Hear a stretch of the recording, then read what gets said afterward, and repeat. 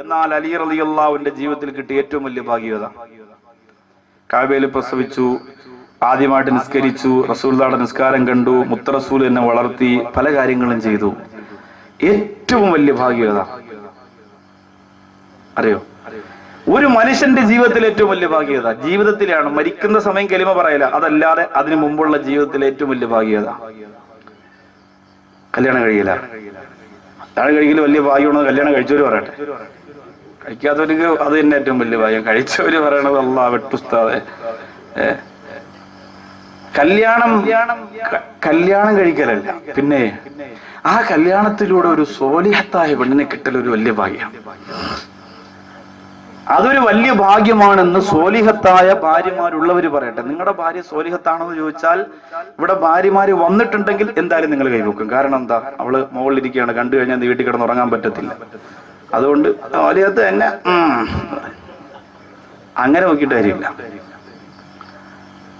അല്ലെ? അതൊരു സോലിഹത്താവണം. നിങ്ങൾ വിചാരിക്കും ഔഷാദ് വാക്കുകയോ കുടുംബജീവിതത്തെ കുറിച്ചൊക്കെ പ്രസംഗിച്ചപ്പോ എത്ര അടിപൊളിയായിരിക്കും, ഭാര്യയൊക്കെ സെറ്റപ്പായിട്ടായിരിക്കും ചെയ്യും. ഞാൻ അനുഭവിക്കണ എനിക്കല്ലേ അറിയുള്ളൂ. എല്ലാവർക്കും അതിന്റെ, മുസ്ലിയാരായാലും തങ്ങളായാലും പെണ്ണല്ലേ. നമ്മളെ വീട്ടിൽ നമ്മളോടൊപ്പം കഴിയുന്ന പെണ്ണെന്ന് പറഞ്ഞാൽ ആ പെണ്ണിന് അള്ളാഹു കൊടുത്ത എല്ലാ കുറവും എല്ലാ പെണ്ണിനും ഉണ്ടാവും. 2 പെണ്ണ് കെട്ടിയോട് നിങ്ങൾ ചോദിച്ചു നോക്കേ, 2 ഭാഗത്തും തീ കത്തിച്ചിട്ട് ചൂട്ടിന്റെ മധ്യത്ത് വിട്ട ഉറുമ്പിന്റെ അവസ്ഥയാണ് ഇപ്പൊ എത്തും പടച്ചവനെ കത്താൻ എന്നുള്ളത്. ഇതാണ് അവസ്ഥ. അത് പറഞ്ഞുകൊണ്ട് ആദ്യം കിട്ടി ശരിയല്ല എന്ന് രണ്ടാമത്തെ ചാടാനൊന്നും നിൽക്കണ്ട. ഉള്ളതിനെ പെയിന്റ് അടിച്ച് മെയിൻ്റെനൻസ് ഒക്കെ ചെയ്ത് കൊണ്ട് കിടക്കാന്നല്ലാതെ മറ്റിനെ കുറിച്ച് ചിന്തിച്ച് ചതിയിൽ ചെന്ന് വീഴേണ്ട. വളരെ കറക്റ്റായ കാര്യമാണ്. ഇസ്ലാം സംഭവം 4 കെട്ടാനൊക്കെ പറഞ്ഞിട്ടുണ്ട്. പക്ഷെ ഇപ്പോഴത്തെ കാലഘട്ടത്തിൽ ആലോചിച്ച് ചെയ്തില്ലെങ്കിൽ സർവ്വതും നഷ്ടപ്പെടും. പൈസയുണ്ട്, ആരോഗ്യമുണ്ട്, അതുകൊണ്ട് ഞാൻ കെട്ടും, തോന്നിയതുപോലെ കെട്ടും, ആരുടെ എന്നെ ചോദിക്കാനെന്നൊക്കെ പറഞ്ഞാൽ അവസാനം സംഭവം പ്രശ്നമാവും. അള്ളാഹു കാത്തിരക്ഷിക്കട്ടെ. നല്ല കുടുംബജീവിതം അള്ളാഹു നമുക്ക് തരട്ടെ. ഭർത്താക്കന്മാരാകാൻ പോകുന്ന, വിവാഹം കഴിക്കാൻ പോകുന്ന സഹോദരങ്ങളൊക്കെ വളരെ ശ്രദ്ധിക്കണം. എനിക്ക് അവളെ മതി എന്നൊക്കെ വാശി പിടിച്ച് ചാട്ടിയും പിടിച്ചൊക്കെ നിൽക്കുമ്പോൾ ജീവിക്കേണ്ടത് നിങ്ങളാണ്. വാപ്പയല്ല, ഉമ്മയല്ല, ആരുമല്ല. അതൊക്കെ ഗൗരവത്തിൽ ചിന്തിക്കണം. വളരെ ആലോചിച്ച് ചെയ്യാവൂ. ബഹുമാനപ്പെട്ട അലി റളിയല്ലാഹു അൻഹുവിന്റെ ജീവിതത്തിൽ അല്ലാഹു കൊടുത്ത ഏറ്റവും വലിയ ഭാഗ്യമേതാ? പെരുമ്പരായൊന്നും ഇസ്ലാമിൽ വമ്പുറ്റോരാരംഭമേറുന്ന ധീരരേ, അമ്പിയ രാജാവിന്റെ ഉമ്പക്കനി മകൾ ഫാത്തിമക്കിണയായൊരു മാരരേ, മഹാനാർ മുത്ത റസൂലിന്റെ പ്രിയപ്പെട്ട കരളിന്റെ കഷണമാർ ഫാത്തിമ ബീവി റളിയല്ലാഹു അൻഹ ഇണയായി കിട്ടിയില്ലേ? എത്രയോ സഹാബികൾ കൊതിച്ചതാ. അന്ന് വിവാഹത്തിന് പ്രായം ഒരു പ്രശ്നമായിരുന്നില്ല. 18 15 എന്നൊന്നും നിയമമില്ലാത്ത കാലമാ. പ്രായവ്യത്യാസം എന്നെ ഒരുപാട് ആളുകൾക്ക് വിവാഹം കഴിക്കാൻ അനുമതിയുള്ള കാലമാ. എത്രയോ പ്രിയപ്പെട്ട സഹാബികൾ വന്ന് ആരംഭ റസൂലിനോട് ചോദിച്ചതല്ലേ, അല്ലാഹുവിന്റെ റസൂലേ എനിക്ക് തരൂ നിങ്ങളുടെ റോസാപ്പൂ പൊഴിക്കുന്ന പൊന്നുമോള്, പനിതീർദളങ്ങളൊന്ന് വീണ് കിടക്കുന്ന സൗകുമാരിതയിലെ ലോകത്തെ പ്രകാശത്തിന്റെ പ്രഭപരത്തിപ്പോടെ ഫാത്തിമ റളിയല്ലാഹു അൻഹ എനിക്ക് തരുവോ നബിയേ?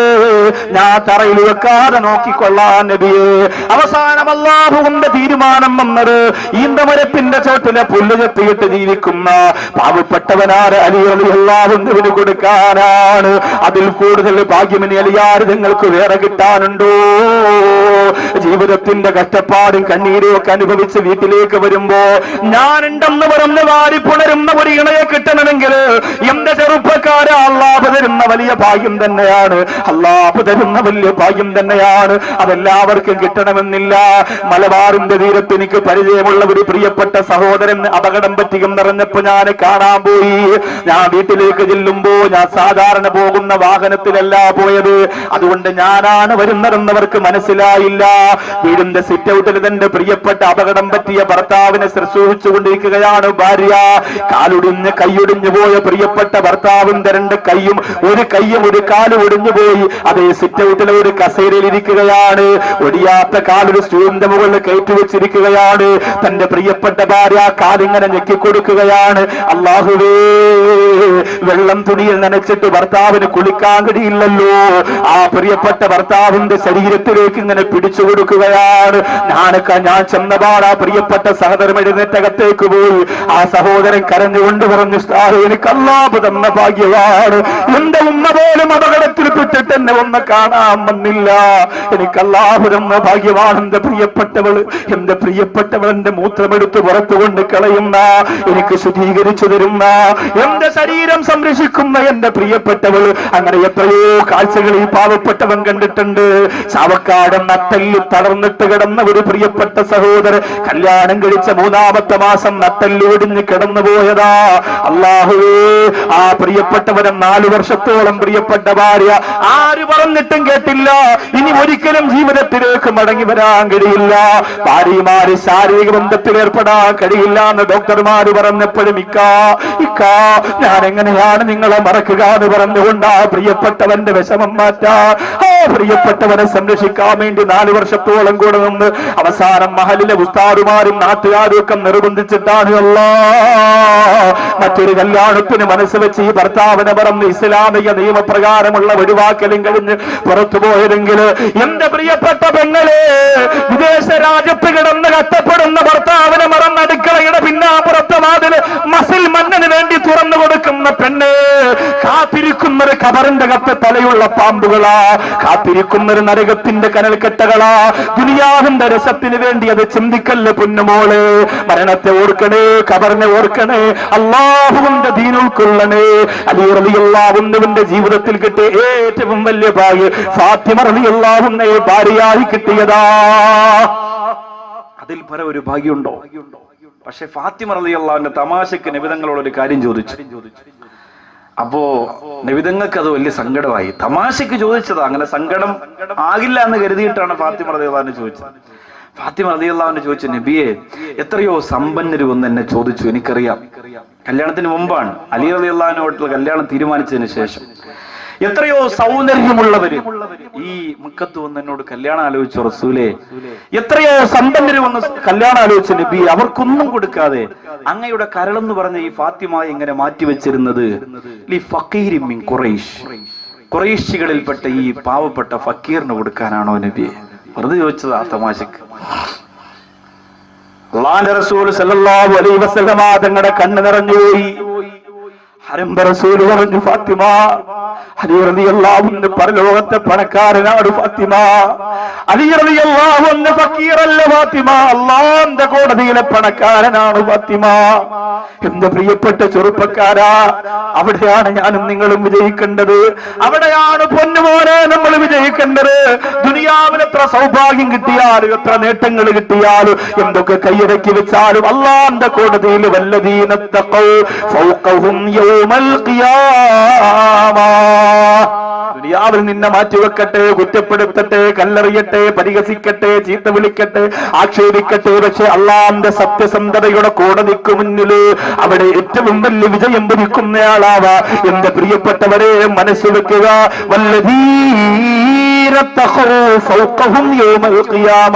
അവിടെ അല്ലാഹു നോക്കുന്നത് കെട്ടിനപ്പുറമുള്ള തഖ്വയാണ്, മറ്റിനപ്പുറമുള്ള തഖ്വയാണ്, ശൈലിനപ്പുറമുള്ള തഖ്വയാണ്. ആ തഖ്വയുള്ളവർക്ക് വിജയം ഭരിക്കുന്ന ലോകത്ത് എന്റെ അലിയാരിതങ്ങള് സമ്പന്നനാണ് ഫാത്തിമ എന്ന് അല്ലാഹുവിന്റെ റസൂൽ നബി മുഹമ്മദ് മുസ്തഫ സല്ലല്ലാഹു അലൈഹി വസല്ലമ തങ്ങൾ പറഞ്ഞു കൊടുത്തു. പക്ഷേ അലിയാരിതങ്ങൾക്ക് കണ്ണീരായിരുന്നു ഫാത്തിമാരെ കിട്ടുമെന്ന് പറഞ്ഞപ്പോ. സന്തോഷമുണ്ടെങ്കിലും കണ്ണീരായിരുന്നു. എന്താ കാരണം? നമ്മളെ പോലെ അലി റളിയല്ലാഹു അൻഹുവിന് 1 ലക്ഷം രൂപയുടെ ഓഡിറ്റോറിയം ബുക്ക് ചെയ്യാൻ കാശില്ല. മോളെ ത്രാസിൽ കയറ്റി തൂക്കി നോക്കിയിട്ട് 60 കിലോ ഉണ്ട്. 60 കിലോ സ്വർണം, മോളെ തൂക്കത്തിന് തുലാഭാരം പോലെ സ്വർണം കൊടുത്ത് കെട്ടിക്കാനൊന്നുമില്ല. അലി റളിയല്ലാഹു അൻഹുവിനെ പെണ്ണ് കെട്ടുമ്പോ തന്റെ കുടുംബത്തിൽപ്പെട്ട ഓരോരുത്തർക്കും മാറി മാറി കല്യാണത്തിന്റെ ഒന്ന് ഉടുത്തൊരുങ്ങി ആഹ്ലാദിക്കാൻ ഡ്രസ്സുകൾ എടുത്തു കൊടുക്കാൻ കാശില്ല. അല്ലേ? നമ്മുടെയൊക്കെ സഹോദരിമാർ ഇവിടെ വലിയ നിയമങ്ങൾ ഇല്ലാതിരുന്നിട്ട് പോലും ഒരു 50,000, 1 ലക്ഷം, 2 ലക്ഷം രൂപയുടെ ഡ്രസ്സ് എടുക്കും വീട്ടിൽ ആരുടെ കല്യാണം നടന്നാലും. കണ്ണൂരിലും കാസർഗോഡൊക്കെ പോയാലുണ്ടല്ലോ, ഒരു പുതുമണവാട്ടിയുടെ പെണ്ണിനെടുക്കുന്ന ഡ്രസ്സ് 3 മണവാട്ടിയുടെ ഡ്രസ്സിന്റെ വിലയാണ്. അത്രയ്ക്ക് പവറ. ഉമ്മമാർക്കാണ് ഒരുക്കം, പെമ്മുക്കുട്ടിയേക്കല്ല. ഉമ്മമാർക്കാണ് ഒരുക്കം. എത്ര പണം നമ്മൾ പൊടിച്ചു കളയുന്നു. എന്റെ മുമ്പിലിരിക്കുന്ന സഹോദരങ്ങളോട് പറയാം, എന്റെ കല്യാണം നിങ്ങൾക്കറിയാം. അഭിമാനത്തോടു കൂടി പറയാം, എത്ര നിങ്ങൾക്ക് ചുരുക്കാൻ പറ്റും അത്രയും ചുരുക്കണം. ചുരുക്കാൻ വേണ്ടിയിട്ട് വിളിച്ചോടി രജിസ്റ്റർ വിവാഹം നടത്തി കളയരുത്. അത് പറഞ്ഞ എനിക്ക് ഞാൻ ചുരുക്കാൻ തയ്യാറാന്ന് പറഞ്ഞ് എവിടെയെങ്കിലും വിളിച്ചോണ്ട് രജിസ്റ്റർ വിവാഹം നടത്തി 10 രൂപ കേസല്ലേ ഉള്ളൂ, റാഹത്തായി വാക്കവി പറഞ്ഞ പിന്നെ അതിനപ്പുറം ഇല്ല. അങ്ങനെ എന്റെ പേരിൽ പഴിയാരുത്. അപ്പോ ചുരുക്കാന്ന് പറഞ്ഞ ഒരു മാതൃകയായിരിക്കണം നമ്മുടെ കല്യാണം. അല്ല നമ്മളിപ്പോ നിസ്കരിക്കുന്നു, മറ്റു എല്ലാ കാര്യത്തിലും ഒരു ഇസ്ലാമിയത്തിന്റെ ഒരു ഒഴുക്കുണ്ടായാൽ അതൊരു വലിയ തൗഫീഖാണ്. അള്ളാഹു ആ മഹാഭാഗ്യം നമുക്ക് തരട്ടെ. ഇച്ചിരിയൊക്കെ ത്യാഗം ചെയ്യാനുള്ള മനസ്സ്, ഒന്ന് പരിശ്രമിക്കാനും ഇച്ചിരി കഷ്ടപ്പെടാനും കൂടെ ഒരു മനസ്സുണ്ടാവണം. ഇല്ലെങ്കിൽ ഒറ്റയ്ക്ക് കിടക്കുന്ന കവറിന്റെ അകത്ത് ആരും ഉണ്ടാവില്ല സഹോദരൻ, വളരെ പ്രയാസമാണ്. അപ്പോ അലി റളിയല്ലാഹു അൻഹുവിന്റെ കയ്യിൽ കാശില്ലാത്തത് കൊണ്ട് ബഹുമാനപ്പെട്ടവർ തീരുമാനിച്ചതെന്താ? മക്കയിലെ ഏറ്റവും വിലപിടിപ്പുള്ള പുല്ലാണ് ഇദ്ഖർ പുല്ലെന്ന് പറയും. ഇദ്ഖർ പുല്ല് അത് ഒരുപാട് നിൽക്കുന്ന സ്ഥലത്ത് പോയി അതിനെ ചെത്തിയെടുത്ത് ഒരു കൊട്ടയ്ക്കകത്താക്കി ആ ഇദ്ഖർ പുല്ല് കമ്പോളത്തിൽ കൊണ്ടുവന്ന് കല്യാണത്തിന് മുമ്പ് കച്ചവടം നടത്തുക അലി റളിയല്ലാഹു അൻഹു തീരുമാനിച്ചതാ. വേങ്ങോടും പാലോടും മഞ്ഞമലയിലും കൊച്ചാലമൂടും വാവറമ്പലത്തും പോത്തങ്കോടും പാച്ചറയിലും ഒക്കെയുള്ള നമ്മുടെ പ്രിയപ്പെട്ട ചെറുപ്പക്കാർ കല്യാണത്തിന് കാശില്ലാതെ വന്നാൽ എന്താ ചെയ്യാ?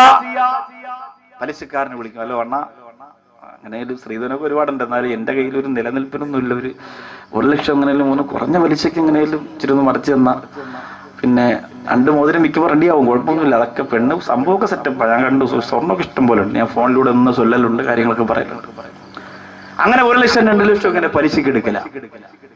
ഒരാവശ്യമില്ലാതെ എടുക്കുക, ഒരാവശ്യവുമില്ലല്ലോ. എന്തിനാണ് എടുക്കുക? ഒരാവശ്യമില്ലല്ലോ. വെറുതെ അടിച്ചു വിളിക്കാം, പെണ്ണിന്റെ കൂടെ നടക്കണ്ടേ, കാർ റെന്റിനെടുക്കും, എന്തിനാണ് അല്ലെ? നമുക്കുള്ളത് വെച്ചിട്ടൊരു ആഘോഷം പോരെ. എന്നാലും അതുണ്ടെങ്കിലേ പറ്റൂ. പെണ്ണിനെ കൊണ്ടൊക്കെ ഒന്ന് വിരുന്നിനൊക്കെ പോകുമ്പോ കാറിലൊക്കെ ചെന്ന് ഇറങ്ങി പോകണേ, ചാവിയൊക്കെ ഇറക്കി. കല്യാണം കഴിച്ചുകൊണ്ട് പാരീസ് വരെ ഒന്ന് പോകണമെന്നുണ്ടായിരുന്നു. അപ്പൊ ആരോടൊന്ന് വെളിയിറങ്ങി കാണൂലല്ലോ. അപ്പൊ ചിലപ്പോ വേഗോടൊന്ന് ടൗൺ കണ്ടാണല്ലോ, 16 മൈൽ വരെ പോയിട്ടുണ്ടാവുള്ളൂ. എന്നാലും പാരീസ് പോകണമെന്നുണ്ട്. അടുത്ത ആഴ്ച ചിലപ്പോ ശരിയാവും.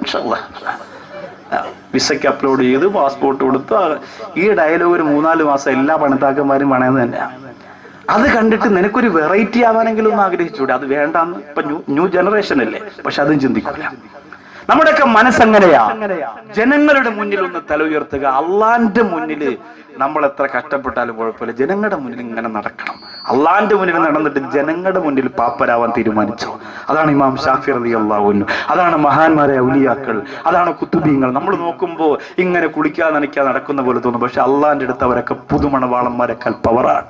അതുകൊണ്ടാണ് ഔലിയാക്കളെ കുറിച്ച് നമ്മൾ എന്നും അന്നും ഇന്നും അഭിമാനത്തോടെ പറയുന്നത്. അതുകൊണ്ടാണ് അങ്ങനെ രക്ഷപ്പെടാൻ നമുക്ക് സാധിക്കണം. അലി റളിയല്ലാഹു അൻഹു റജുലൻ സവ്വാ, ഒരു വലിയ സംഭവം നടക്കാൻ പോവാണ്, കേട്ടോ. അലിയാര് തങ്ങളുടെ ജീവിതത്തിൽ പൊട്ടി കരഞ്ഞുപോയ ഒരു വലിയ സംഭവം നടക്കാൻ പോവുകയാണ്, കേട്ടോ. കൊച്ചാലം മൂടുകാരാ, അല്ലാഹുവിന്റെ റസൂലിന്റെ പൊന്നുപോലെ സ്വീകരിക്കുന്ന അലി റളിയല്ലാഹു അൻഹുവിന്റെ ചരിത്രവാ. ബഹുമാനപ്പെട്ട അലി ഇബ്നു അബീ ത്വാലിബ് റളിയല്ലാഹു അൻഹു വവാഅത്തു റജുലൻ സവ്വാ, കർഷകനായ ഒരു പ്രിയപ്പെട്ട സഹോദരനെ ക്ഷണിക്കുകയാണ്. എന്നിട്ട് ആ സഹോദരനോട് പറഞ്ഞു, നമുക്ക് ഇദ്ഖർ പുല്ല് പറക്കാൻ പോയാലോ? ആ സഹോദരൻ പറഞ്ഞു, എങ്ങനെയാ പോകേണ്ടത്? ഒരുപാട് ദൂരത്തല്ലേ. അലി റളിയല്ലാഹു അൻഹു പറഞ്ഞു, 2 ഒട്ടകം എനിക്കുണ്ട്. ഒന്ന് അല്ലാഹുവിന്റെ റസൂൽ നബി മുഹമ്മദ് മുസ്തഫ സല്ലല്ലാഹു അലൈഹി വസല്ലമ തങ്ങൾ എനിക്ക് തന്നതാണ്. മറ്റൊന്ന് അല്ലാഹുവിന്റെ റസൂലിന്റെ പ്രിയപ്പെട്ട അലിയാർ തങ്ങൾ പറയുന്ന മറ്റൊന്ന് ബദർ യുദ്ധത്തിൽ എനിക്ക് കിട്ടിയതാണ്. അതുകൊണ്ട് ആ ഒട്ടകവും കൊണ്ട് നമുക്ക് പോകാം. എന്നിട്ട് ഇദ്ഖർ പുല്ല് 2 കൊട്ടയിലേക്ക് ചെത്തി വെക്കാം. എന്നിട്ട് ഒട്ടകപ്പുറത്ത് കയറ്റിയിട്ട് നമുക്ക് കടന്നു വരാം. കമ്പോളത്തിൽ കൊണ്ടുപോയി കച്ചവടം ചെയ്യാ, ജോലി കൂലിക്ക് നിനക്ക് എന്തെങ്കിലും തരാ. ഇതെന്തിനാണ് തങ്ങളെ എന്ന് ചോദിക്കുമ്പോ അലി റളിയല്ലാഹു അൻഹു പറയുന്നു, എനിക്ക് മണവാട്ടിയായി അല്ലാഹുവിന്റെ റസൂൽ ഫാത്തിമയെ തരുമെന്ന് പറഞ്ഞപ്പോ ഞാൻ കരഞ്ഞുപോയി. എന്റെ ഫാത്തിമ റളിയല്ലാഹു അൻഹ വീട്ടിലേക്ക് വന്നാൽ എനിക്ക് കൊടുക്കാൻ ഒരു പത്തിരി ഉണ്ടാക്കാൻ എന്റെ കയ്യിൽ കാശില്ല. എന്റെ ഫാത്തിമ റളിയല്ലാഹു അൻഹയ്ക്ക് ഒരു വസ്ത്രം വാങ്ങി കൊടുക്കാൻ എന്റെ കയ്യിൽ കാശില്ല.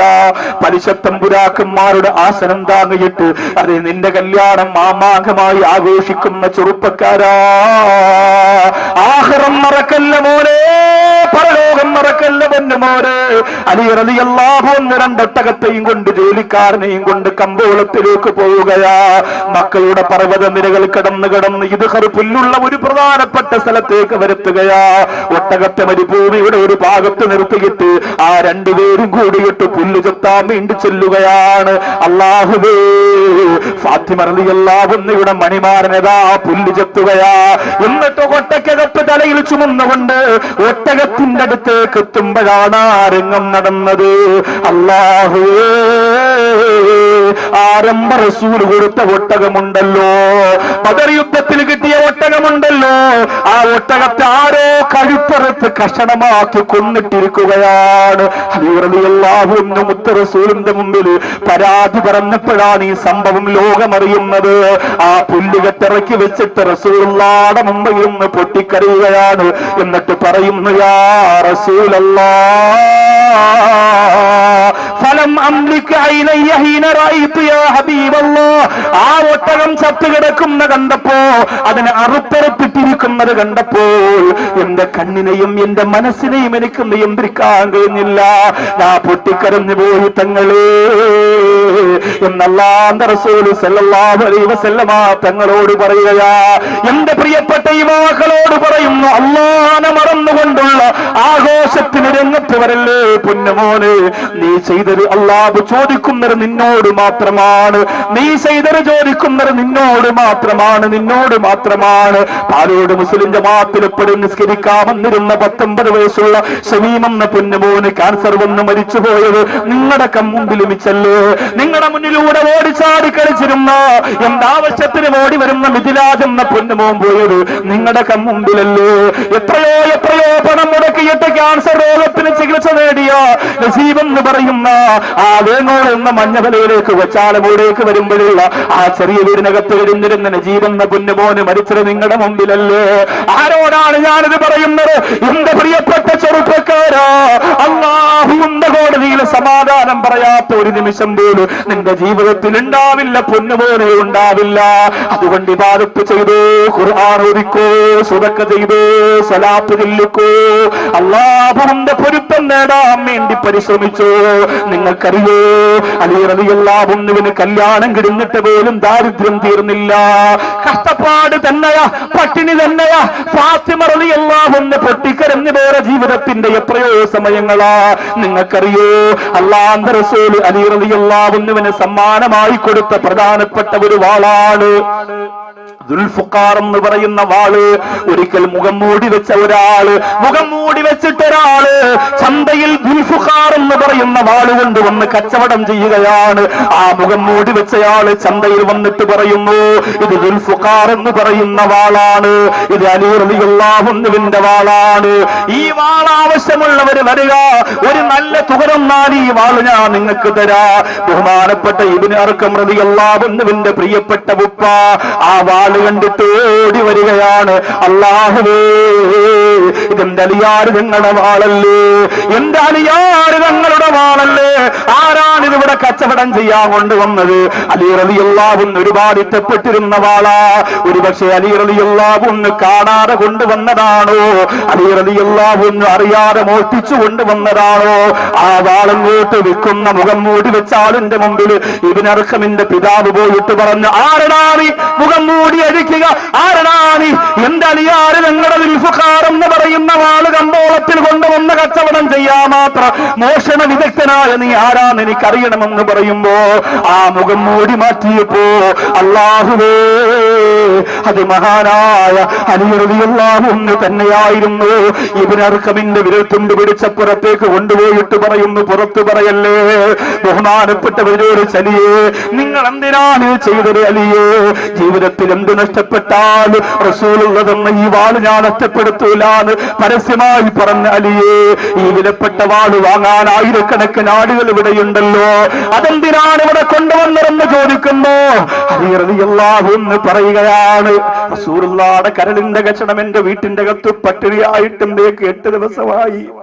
റസൂലുള്ളാഹിയുടെ പൊന്നുമോള് ആരൊക്കെ വന്ന് ചോദിച്ചു, എത്രയോ പണക്കാര് വന്ന് ചോദിച്ചു, എത്രയോ സൗന്ദര്യന്മാര് വന്ന് ചോദിച്ചു, എത്രയോ സമ്പന്നന്മാര് വന്ന് ചോദിച്ചു, മുത്ത് റസൂല് കൊടുത്തില്ലല്ലോ, കൊടുത്തില്ലല്ലോ. ആ പൊന്നുമോള് എന്റെ വീട്ടിൽ പട്ടിണിയായിട്ട് 8 ദിവസമായി. കൊച്ചാലമൂട്ടിലുള്ള പെങ്ങന്മാര് പട്ടിണി എറിഞ്ഞിട്ടുണ്ടോ? കൊച്ചാലമൂട്ടിലുള്ള ചെറുപ്പക്കാര് പട്ടിണി എറിഞ്ഞിട്ടുണ്ടോ? നമ്മുടെ വാപ്പമാരറിഞ്ഞിട്ടുണ്ട്. യുവാക്കളെ, നമുക്ക് ഭക്ഷണം വാരി തരുമ്പോ നമ്മുടെ പ്രിയപ്പെട്ട വാപ്പ പട്ടിണിയായിരുന്നു, നമ്മളറിഞ്ഞില്ല. എന്റെ ഉമ്മ പോലും എന്റെ അടുത്ത് എത്ര പ്രാവശ്യം പറഞ്ഞിട്ടുണ്ടെന്നറിയുമോ? പൊന്നുപോലെ, ചെറിയ പ്രായത്തിൽ നിങ്ങൾക്കൊക്കെ ഞങ്ങൾ ഭക്ഷണം വാരി തരുമ്പോ അത് കഴിക്കാൻ അതിനേക്കാൾ ആർത്തിയുള്ള വിശപ്പ് ഞങ്ങൾക്ക് ഉണ്ടായിരുന്നു. പക്ഷേ നമ്മുടെ മക്കളല്ലേ, അവര് വളരണമല്ലോ എന്ന് പറഞ്ഞ് ഞങ്ങൾ വാരി തന്നതാണ്. അമ്മമാരെ ഉപ്പമാരെ മറക്കല്ലേ മക്കളെ. അവരെ പൊരുത്തമില്ലാതെ റബീഉൽ നബിദിനമില്ല, ഉംറയില്ല, ഹജ്ജില്ല, നമസ്കാരമില്ല. അല്ലാഹുവേ, ഞങ്ങളുടെ പാവപ്പെട്ട ഉമ്മ, ഞങ്ങളുടെ പാവപ്പെട്ട വാപ്പ, അവർക്ക് നീ സ്വർഗം കൊടുക്കണയല്ല, അവർക്ക് നീ സ്വർഗം കൊടുക്കണയല്ല. ഈ മജ്‌ലിസിൽ വന്നിരിക്കുന്ന സഹോദരങ്ങൾക്ക് അവരുടെ മാതാപിതാക്കൾക്ക് കൊടുക്കാൻ പറ്റുന്ന ഏറ്റവും വലിയ ഒരു സമ്മാനമായിട്ട് ദുആ എത്തിച്ചു കൊടുക്കണയല്ല. അലി റളിയല്ലാഹു തആല അൻഹുവിന്റെ ചരിത്രത്തിലൂടെ ആ കഷ്ടപ്പാട് ദാരിദ്ര്യം അനുഭവിച്ച അലിയാർ ഞങ്ങൾ പറയുകയോ, എന്റെ പ്രിയപ്പെട്ട ഫാത്തിമ 8 ദിവസം കൊണ്ട് പട്ടിണിയാ, കൊടുക്കാൻ എന്റെ കയ്യിലൊന്നുമില്ല. ഞാനൊരു ഭർത്താവല്ലേ, ഒരു ഉത്തരവാദിത്വം വേണ്ടേ? ഒരു കാരക്കയുടെ കീറ് പോലും എന്റെ ഫാത്തിമാക്ക് കഴിക്കാനില്ലാത്ത ഒരു അവസ്ഥ വന്നപ്പോഴാണ് എന്റെ മനോഹരമായ വാൾ കൊടുക്കാമെന്ന് ഞാൻ തീരുമാനിച്ചതെന്ന് മഹാനായ അലി റളിയല്ലാഹു അൻഹു പറയുമ്പോ, നമ്മൾ എത്രയോ സൗഭാഗ്യവാന്മാരാണ് ചെറുപ്പക്കാരാ, നമ്മൾ എത്രയോ ഭാഗ്യവതികളാണ് പെങ്ങളെ. ഒരുപാട് പണമുണ്ടെന്ന് പറഞ്ഞ് അഹങ്കരിക്കേണ്ട ചെറുപ്പക്കാരാ. കൊച്ചാലമൂടിലെ പ്രിയപ്പെട്ട സംഘാടകർ ഇങ്ങനെ ഒരു പ്രോഗ്രാം വെക്കുമ്പോ നിങ്ങൾ പലരും പല സ്ഥലത്തിരുന്ന് പറഞ്ഞിട്ടുണ്ടല്ലോ, അതവർക്ക് പുട്ടടിക്കാനുള്ളതാണ്, അതവരുടെ പള്ള വിർപ്പിക്കാനുള്ളതാണ്, അതവർക്ക് പേരും പെരുമയും ഉണ്ടാക്കാനുള്ളതാണ്. ഒരു പെൺകുട്ടിയുടെ കല്യാണത്തിന് വേണ്ടി എന്ന് പറഞ്ഞ് 3 പാവപ്പെട്ട പെൺമക്കളുടെ കല്യാണം അഭിമാനത്തോടെ അവർ നടത്തിയില്ലേ, അഭിമാനത്തോടെ നടത്തിയില്ലേ, അഭിമാനത്തോടെ നടത്തിയില്ലേ. ഞാൻ ബഹുമാനപ്പെട്ട നാസിമുദ്ദീൻ സാറിനോട് ഇന്ന് വൈകുന്നേരം ചോദിച്ചതാ, പാലോട് പള്ളിയെ കുറിച്ച് ഒരു അഭിമാനത്തോടെ നമ്മളൊക്കെ ചർച്ച ചെയ്തിരുന്നു. ഒരു പാവപ്പെട്ട സാധുവാര പെൺകുട്ടിയുടെ കല്യാണമോടെ സ്വലാത്ത് വാർഷികത്തിന് നടത്തിയപ്പോ പിന്നെ നടത്തിയില്ലേ എന്ന് ചോദിച്ചപ്പോ സാറ് പറഞ്ഞു, പിന്നെ അതിനെ കുറിച്ച് ഒരു ആലോചന വന്നില്ല, ഒരു ചർച്ച വന്നില്ല. അതുകൊണ്ട് ഇൻഷാ അല്ലാഹ് ഞാൻ പറഞ്ഞു, സാറേ തുടങ്ങണം. എന്റെ പ്രിയമുള്ളവരെ, ഒരു പേരിന് വേണ്ടിയിട്ടല്ല. സാധുക്കളായ ഒരു പെൺകുട്ടികളുടെ അവസ്ഥ എന്ന് പറയുന്നത്, കൊച്ചാലമൂട് വന്നിരിക്കുന്നവര് ചിലപ്പോ നിങ്ങൾക്ക് പറഞ്ഞാ മനസ്സിലാവൂല. ഒരു പണമുള്ളയാളിന്റെയും ഒരു പണമില്ലാത്ത ആളിന്റെയും ഉദാഹരണം ഞാൻ പറഞ്ഞു തരട്ടെയോ? പണമുള്ള ആൾ ആരെന്നറിയുമോ? കിളിമാനൂർ ആത്മഹത്യ ചെയ്തുപോയ പ്രിയപ്പെട്ട സഹോദരിയെ കുറിച്ച് നിങ്ങൾക്കറിയുമല്ലോ. ഞാൻ ഒരുപാട് വിശദീകരിച്ചിട്ട് ആ കുടുംബത്തിന്റെ സങ്കടം കൂട്ടുന്നില്ല, അതിനെനിക്ക് താല്പര്യമില്ല. ആരെങ്കിലും മരണപ്പെട്ടു എന്ന് കേൾക്കുമ്പോൾ മണിക്കൂറുകളോളം അവരെ കുറിച്ച് പറഞ്ഞ് ഞാൻ സമയം കളയുന്നതല്ല. ഒരു ഗുണപാഠത്തിന് വേണ്ടി പണത്തെ ബഹുമാനിക്കുന്നവരോട്, പണം ഇഷ്ടപ്പെടുന്നവരോട് ശരീരം നിറച്ച് സ്വർണ്ണാഭരണങ്ങളിട്ട് കൊച്ചാലമൂടിലൂടെ മഞ്ഞമലയിലൂടെ പോത്തുംകോടോട് ഞാനാണ് ഏറ്റവും വലിയ കോടീശ്വരിയൊച്ച മഞ്ഞ നടക്കുന്ന പെണ്ണ്, നീ പഠിക്കാൻ വേണ്ടി പറയുകയാണ്. കിളിമാനൂർ കുടുംബത്തിൽപ്പെട്ട ആത്മഹത്യ ചെയ്ത പാലത്തിന്റെ മുകളിൽ നിന്ന് താഴേക്ക് ചാടിയ പൊന്നാരയിത്തയുണ്ടല്ലോ, ആ ഇത്താക്ക് പണത്തിന് വല്ല കുറവുണ്ടായിരുന്നോ? ഗൾഫിൽ ഭർത്താവ് നടത്തുന്ന വലിയ ബിസിനസ് സാമ്രാജ്യമുണ്ടല്ലോ, സാമ്പത്തികത്തിനൊരു കുറവുമില്ലായിരുന്നു. പക്ഷേ ഒരു ബിസിനസ്സുമായി ബന്ധപ്പെട്ട എന്തോ ചില സാങ്കേതികമായ തകരാറുകൾ പറയാൻ ഞാൻ ഇഷ്ടപ്പെടുന്നില്ല. ആ തകരാറ് വന്നപ്പോ മനസ്സിന്റെ അകത്തേക്ക് ഇബ്ലീസ് കടന്നു ചെല്ലുകയാ. അല്ലാഹുവേ, ഞങ്ങൾക്ക് അങ്ങനെ ഒരു തോന്നല് നീ തരല്ലേ അല്ലാ. മനസ്സിന്റെ അകത്ത് ഇബ്ലീസ് കടന്നു വന്നപ്പോ ആ ഉമ്മ വിചാരിച്ചതെന്തെന്നറിയോ? 3 മക്കളെയും കൊന്നിട്ട് മരിച്ചു കളയുക. പറഞ്ഞ പോലെത്ര എളുപ്പം, പറഞ്ഞ പോലെത്ര പെട്ടെന്ന് കഴിഞ്ഞു. 20 കൊല്ലമായി ഉസ്താദേ ഒരു കുഞ്ഞുണ്ടായില്ല, ദുആരക്കണം. എത്ര ആളുണ്ട് പറയാൻ?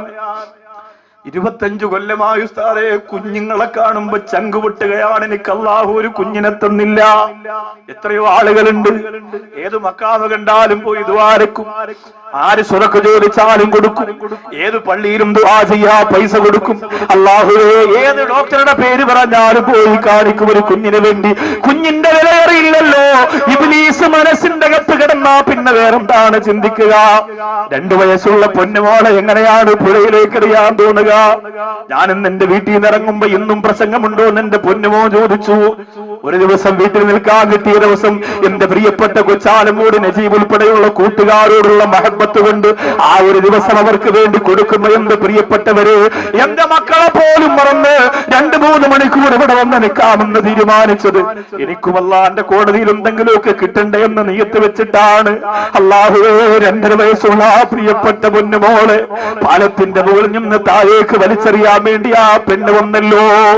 7 വയസ്സുള്ള 6 വയസ്സുള്ള 2 ആൺമക്കളെയും കൊണ്ടുവന്നു. മക്കളെ, ഉമ്മച്ചി ആദ്യം വാവയെടുത്ത് പുഴയിലേക്ക് എറിയും, അത് കഴിഞ്ഞിട്ട് ഉമ്മച്ചി ചാടും, പിന്നെ മക്കളെ നിങ്ങളും ചാടണം. ഇനി നമുക്ക് ജീവിക്കണ്ട മക്കളെ, നമുക്ക് ജീവിക്കണ്ട മക്കളെ.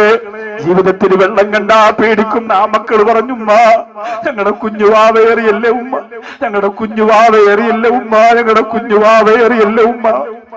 കുഞ്ഞുമക്കളെന്ന് പറഞ്ഞാൽ എത്ര സ്നേഹമാണ് പെങ്ങളെ, കുഞ്ഞുമക്കളെന്ന് പറഞ്ഞാൽ എത്ര ഇഷ്ടമാണ് പ്രിയപ്പെട്ടവരെ. അല്ലാഹുവേ, ആ 2.5 വയസ്സുള്ള കുഞ്ഞിനെ താഴേക്ക് വലിച്ചെറിഞ്ഞത് ദാരിദ്ര്യം കൊണ്ടല്ല, പണമില്ലാത്തത് കൊണ്ടല്ല, കഷ്ടപ്പാട് കൊണ്ടല്ല.